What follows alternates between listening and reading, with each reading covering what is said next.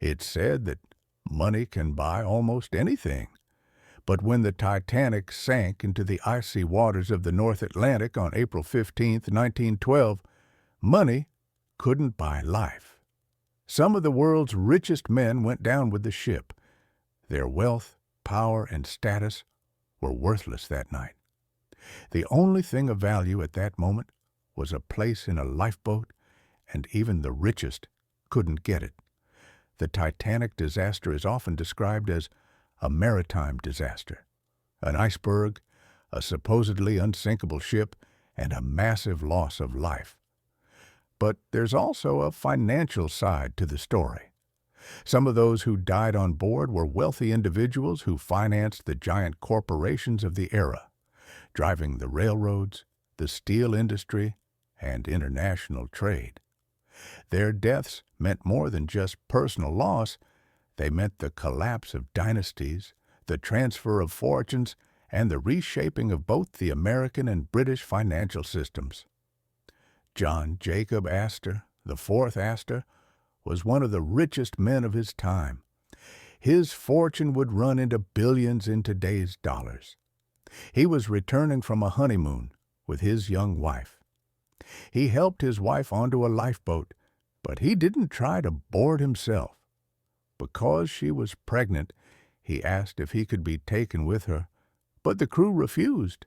She was last seen quietly smoking a cigarette on deck. The majority of his fortune passed to his unborn child, making it one of the largest inheritance transfers in America. Benjamin Guggenheim, mining magnate Guggenheim, was traveling with his mistress.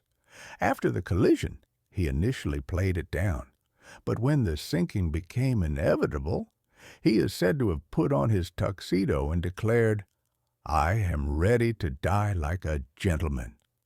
His mistress survived, but he did not. His death reorganized the Guggenheim family's financial control and led to tighter governance of the dynasty. Isidor and Ida Strauss. Isidor Strauss, co-owner of Macy's, and his wife, Ida, were offered a place on a lifeboat. Ida, saying, "We live together, we will die together," stood by her husband. Both men died. Their fortunes passed to their heirs, but their story left a deep mark on the social conscience of the time. The Widener family. The wealthy Widener family of Philadelphia also suffered a great loss. George Widener and his son Harry drowned. Their surviving mother, Eleanor, commissioned the Harvard Widener Library in their memory. A family tragedy became a cultural monument. The Titanic was, in fact, a mirror of the economic realities of the time.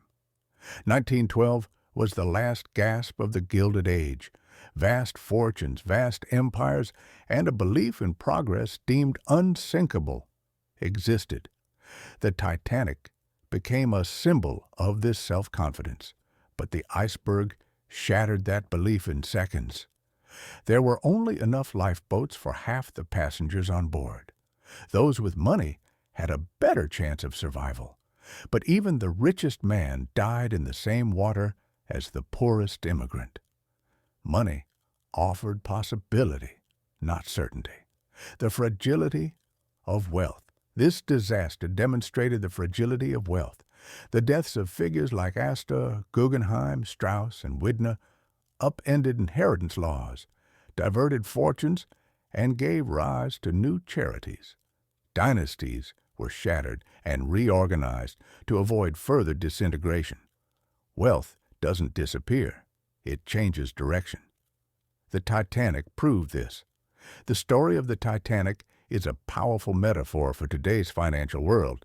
In 2008, it was said the housing market wouldn't crash. Cryptocurrency bubbles were said to never fall. Before the Great Depression, economists proclaimed permanent prosperity, one iceberg at a time. The truth is this: wealth doesn't make you immune to risk. If the system collapses, the rich will only last a little longer, but they won't survive. On the Titanic, Third-class passengers were practically locked behind doors. The poor drowned first, the rich only later. Conclusion: the Titanic teaches us three great lessons. No system is truly unsinkable. Wealth is fragile. It can change hands overnight. Survival is not a matter of status, but of preparation. And most importantly, money isn't permanent. We only hold it for a while. It's not the amount that matters, but how we use it. The story of the Titanic echoes again and again throughout history. Because humanity makes the same mistake in every age, it trusts its system too much. And an iceberg always comes